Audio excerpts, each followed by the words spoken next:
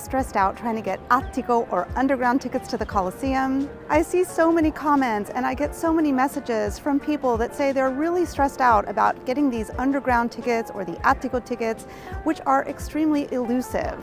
Those two tickets, along with the tickets for the night tour, are the least available and they're in the highest demand. So obviously this means that not everybody who wants to go on one of these kinds of visits is going to be able to.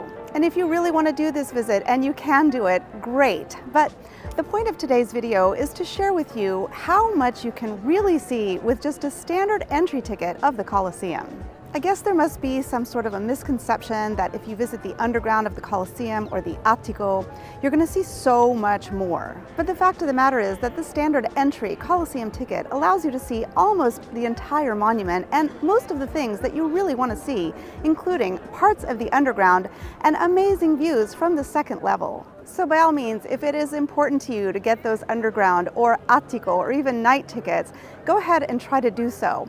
But you've probably noticed that it's very difficult and you have to time it just right, you have to keep checking back, they're not available, your cart fills up and then all of a sudden the tickets are gone. But getting standard entry tickets to the Colosseum is really easy. They're readily available daily and I even got my ticket for today this morning. One thing you might want to try to do if you really want a full experience ticket is to go ahead and get one of the arena floor tickets. There are two types of these.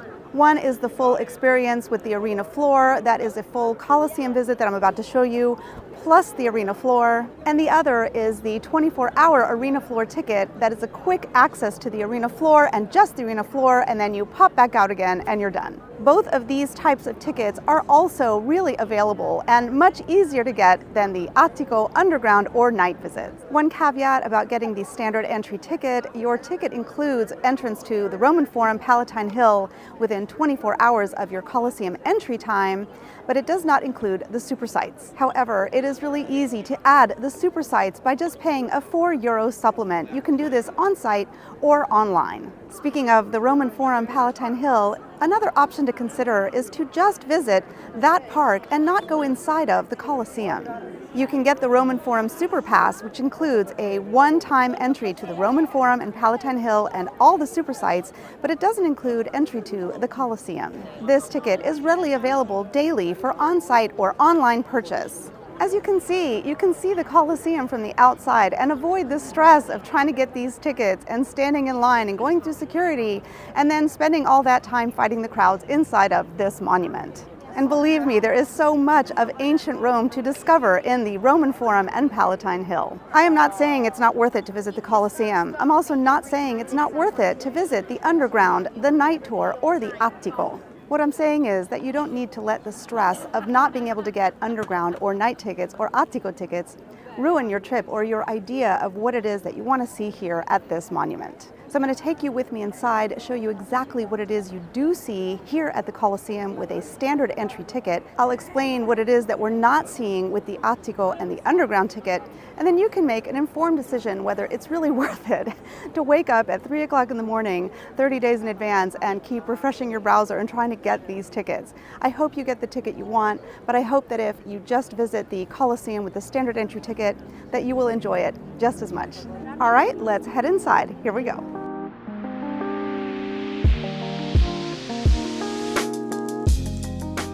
Guys, there's a little bit of a logjam here at the entrance. I just wait a minute for the crowds to clear. They do clear up. Sometimes it's just tour groups and they're giving an intro, so just be patient and it'll clear up.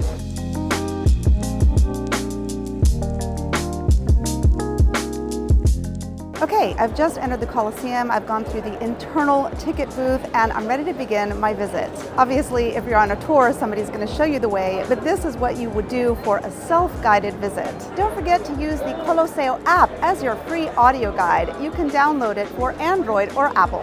The app works as a free audio guide only when you're inside of the monument. We're on the ground level just for a few moments. The visit really begins up on the second level. Let's go. The stairs are really steep, so I suggest really comfortable shoes that have grip. But there is also an elevator, but it's really only for those who really need it, such as people with walking issues, pregnant women, elderly people, etc.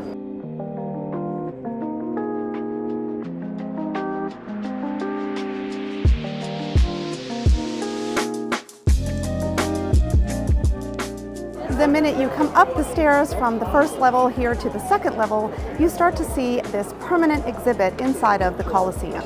This is accessible for everyone, and you can just take your time and walk around and learn about the history of the monument. There is a whole exhibit right here that shows you how they use the underground to create spectacles on the arena floor, how they use the lift system. And this is what you would see if you visited the underground itself, but you can learn a lot about it right here.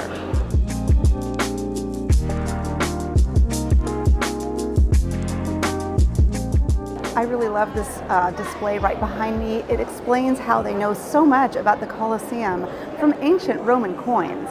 I also love this little section back here which talks about what happened to the Colosseum in the Middle Ages.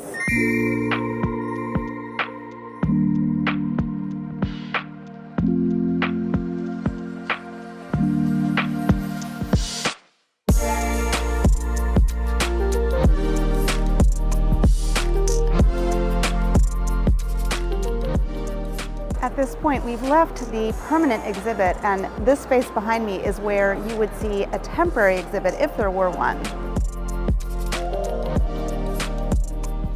At this point, you have two options. Option one is to keep going here on the inner ring of the second level and take the short route and exit early. Option two is to take the long route.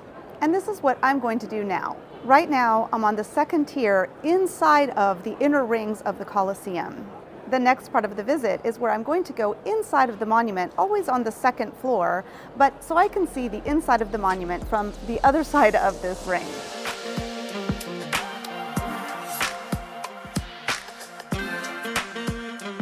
Throughout the monument, there are signs posted, so you can learn a lot about it without having even the audio guides. Don't forget to look up also.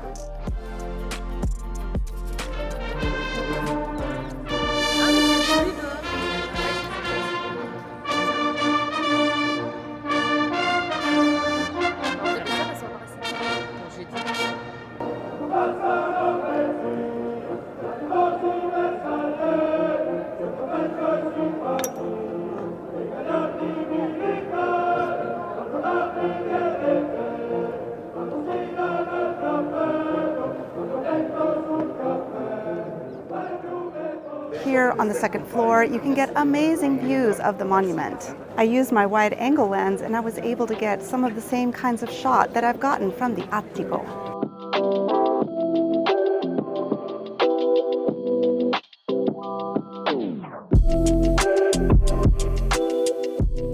You can see the Attico levels above me there, and yes, those views are even more impressive than these views, but I think that these views are still pretty amazing. Don't forget to look all around, even inside of these cubby holes on the left-hand side as you walk around the monument, on the floors, on the walls.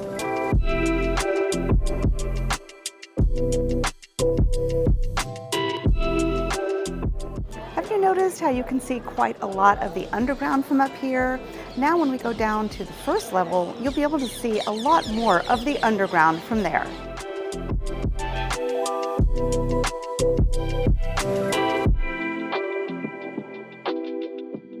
Once you're done taking a look at the Arch of Constantine and the Piazza del Colosseo and the Temple of Venus in Roma over there at the Roman Forum, it's time to head down to ground level, or the first level.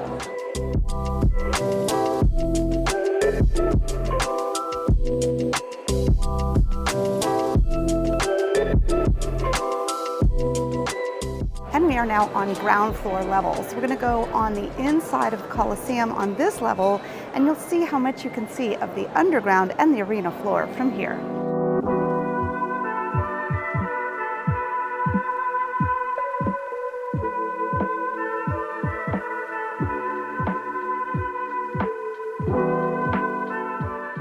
Just behind me, we're going to be able to look onto the arena floor and down into the underground.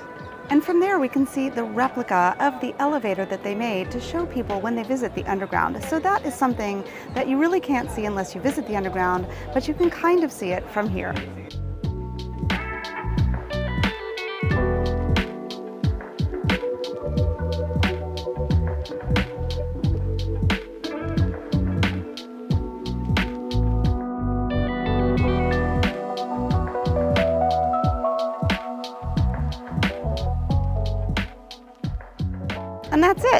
The visit took me around an hour. As you can see, you get amazing views of the Colosseum from the second floor. You get to visit the inner rings on both levels.